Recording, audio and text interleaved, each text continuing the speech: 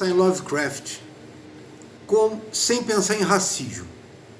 Por quê? Porque o Lovecraft, ao mesmo tempo que criou uma longa e rica base de produção literária de horror, inclusive teórica, em que ele estabelece um grande conhecimento sobre o gênero, sobre a própria literatura, ele também tem, na maior parte dos seus contos, uma perspectiva muito negativa sobre os negros, indígenas e estrangeiros em geral, principalmente os estrangeiros hindus, africanos, do sudoeste asiático e por aí vai.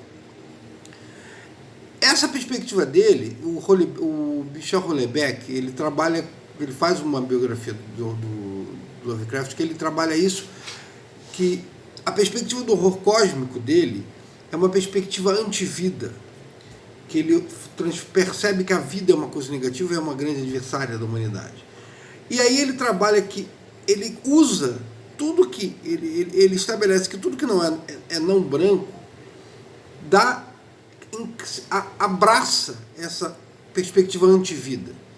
Qualquer culto que não seja cristão, anglo-saxão e por aí vai, e protestante, é parte dessa ameaça que vem do cosmos, vem da própria vida, perspectiva negativa da vida que ele tem. Isso é complicado, obviamente, é um aspecto extremamente racista. O racismo é um problemaço, um crime, é abjeto, mas enfim, não dá para tirar a qualidade da construção textual do Lovecraft e a própria concepção do horror como algo que vem do natural, vem do infinito, vem do universo, do cosmos, e que é anterior ao humano, e que é hostil ao humano, não é odeio o humano, porque o que tudo está nem aí para o ser humano, as suas dimensões como divindade ancestral eram muito maiores, são muito maiores do que qualquer sonho de possibilidade de notar a humanidade. A humanidade é uma poeira. Então essa perspectiva do Lovecraft, do cosmos e da natureza como uma grande adversária do humano e fonte de todo horror, ela é brilhante. Só que ela também é racista, porque todas as religiões que cultuam essas entidades ancestrais são de gente preta, gente indígena, hindu, asiática e por aí vai, não brancos. Então a gente tem dois trabalhos, dois processos aqui, que é a construção do que o Lovecraft faz do seu universo com a construção de uma perspectiva racial. Então como é que resolve isso? Como é que a gente estabelece o amor pela produção artística retirando essa perspectiva racista? É complicado, é muito difícil. O Lovecraft é fonte de um processo também, né? Fonte de um processo o Lovecraft escreve muito no momento em que o racismo é amplificado pós-guerra civil americana, mas a produção dele, grossa produção dele no início do século XX é contemporâneo de uma ampliação da xenofobia nos Estados Unidos. Então tem todos esses elementos que a gente precisa trabalhar e cria o desafio que é o personagem, que é o pai do protagonista de Território Lovecraft, diz assim, que não consegue entender como um negro lê Lovecraft. E aí fica esse grande dilema da produção artística relacionada ao preconceito do autor. E aí você tem esse próprio livro, Território Lovecraft, em que existe esse uso desse termo, Território Lovecraft, em que o autor do livro denomina os estados racistas, mais racistas dos Estados Unidos, né? O mapa do racismo através do Território Lovecraft. O Território Lovecraft é toda a área que tem leis Jim Crow de secessão no livro, né? E ele faz uma relação disso com conhecimento mágico, com o domínio da magia e com o uso da magia para oprimir pessoas negras.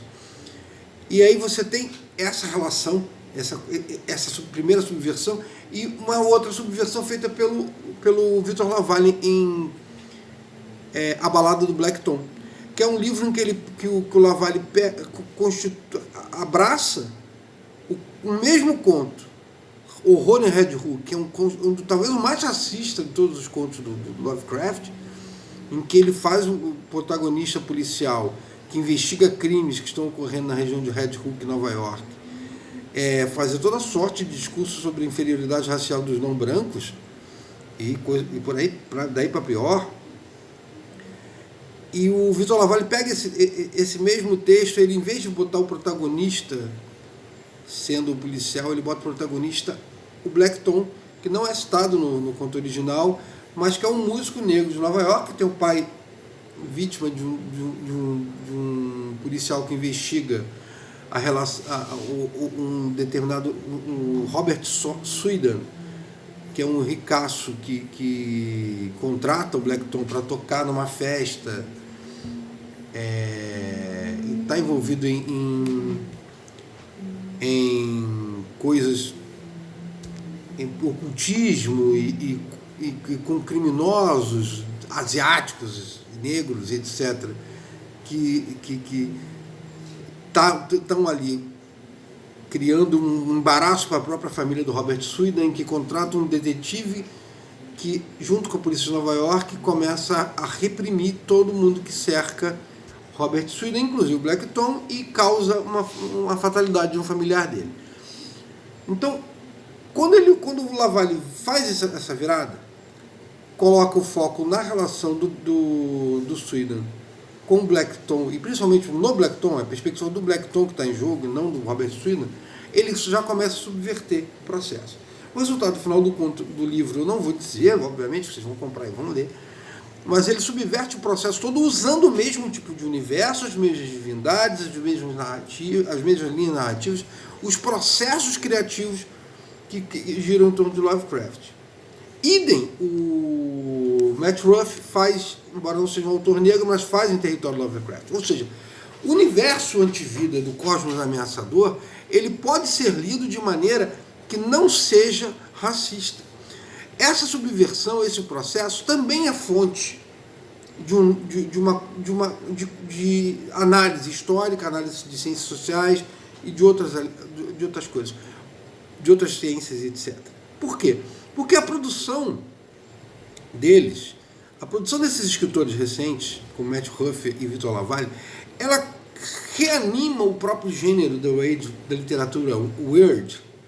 É horrível falar isso, pronunciar isso. Eles reanimam o próprio gênero da literatura weird, que foi fundada pelo Lovecraft junto com Robert E. Howard e o Robert Bloch, que é uma literatura que tem uma análise inovadora da fantasia em geral, com Robert E. Howard criando o gênero Sword and Magic, acredito que é isso, Sword and Sorcery, que é feitiçaria e espada, que é uma releitura daquelas coisas de Gesta do Santo Grau, e aventuras cavaleirescas e por aí vai, mas é uma releitura completamente inovadora. Robert Bloch faz isso com um policial em psicose, em que ele realmente funda um outro tipo de literatura policial, com a questão do assassinato, do assassino, a perspectiva do horror promovido pelo assassino humano, que é mais... E não no assassino humano, que é um monstro num castelo, mas num hotel de beira de estrada no meio dos Estados Unidos, que é uma subversão em si. E o Lovecraft com um horror cósmico que ele estabelece, que não é uma criação dele, é uma criação antiga.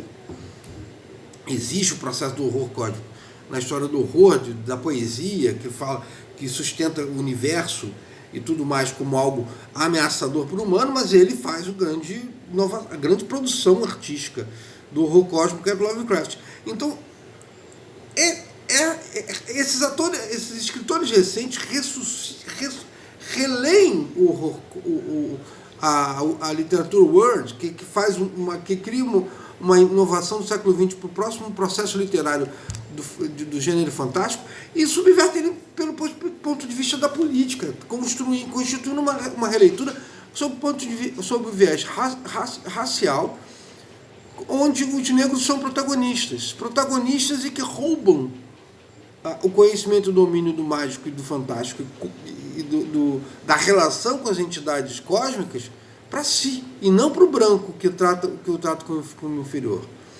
Então, assim, é interessante pegar essa análise, esse processo, como fonte de transformações de perspectivas sociais.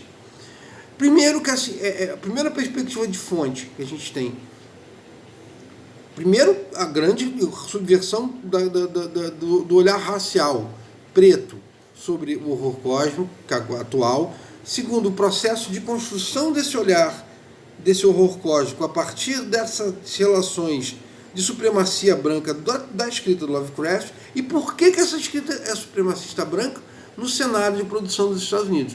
Porque o Lovecraft é filho do seu tempo também.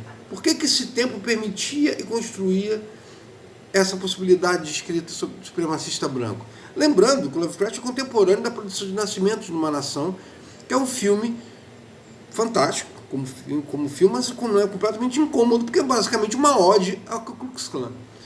Então, assim, eu criei esse vídeo bastante freestyle, fui falando as coisas pela cabeça, não vai ter maior edição, muito para compartilhar com vocês uma reflexão. Como a gente consegue trabalhar questões graves como o racismo e relacionadas à produção artística de altíssima qualidade, como a do Lovecraft, e subverter e perceber isso como, a partir de uma subversão que joga o racismo para fora e, ao mesmo tempo que o expõe, esse racismo original. E como isso pode ser fonte de como a cultura dialoga com os diferentes tempos da história. Eu queria compartilhar com vocês essa reflexão, inclusive para alimentar o canal, para gerar mais conteúdo para esse canal. Eu vou tentar fazer mais reflexões nesse sentido. A minha ideia é não ter um roteiro muito estabelecido, muito trabalhado com o processo de pesquisa que eu faço. Como a gente está tendo um processo de episódio de racismo na Universidade Federal, nas eleições de reitoria da Universidade Federal de Pelotas, e eu estou trabalhando com isso, até com um texto na universidade, eu peguei a perspectiva do Ron sobre isso. Então, quando a gente olhar Lovecraft, a gente pode pensar a qualidade artística dele e ele como fonte de um processo histórico em que o racismo e a xenofobia estão em alta, as leis de Jim Crow se amplificam para aumentar a segregação racial nos Estados Unidos, e como esse processo é subvertido, e também essa subversão é parte de um processo, é fonte de um processo histórico recente. Então eu sugiro a leitura de Lovecraft, Nas Montanhas da Loucura, Horror em Red Hook, tem contos publicados e disponíveis na Amazon ou em outras editoras, e também nos caminhões que caem na internet. E também temos a biografia dele, H.P. Lovecraft contra o Mundo, contra a Vida, do Michel Houellebecq, que também tem, o autor dessa biografia também tem problemas com declarações xenófobas, e as duas ficções que fazem essa subversão e também alimentam uma série de perspectivas a respeito do horror e da própria literatura weird e Lovecraftiana, e que são sensacionais, que é A Balada do Blackstone, do Victor LaValle, da editora Morro Branco, e o Território Lovecraft, do Matt Huff, eu não vou lembrar a editora. Então é isso, gente. Ative o sininho, assina o canal, curta, por favor. Boa noite, boa sorte e bons sonhos.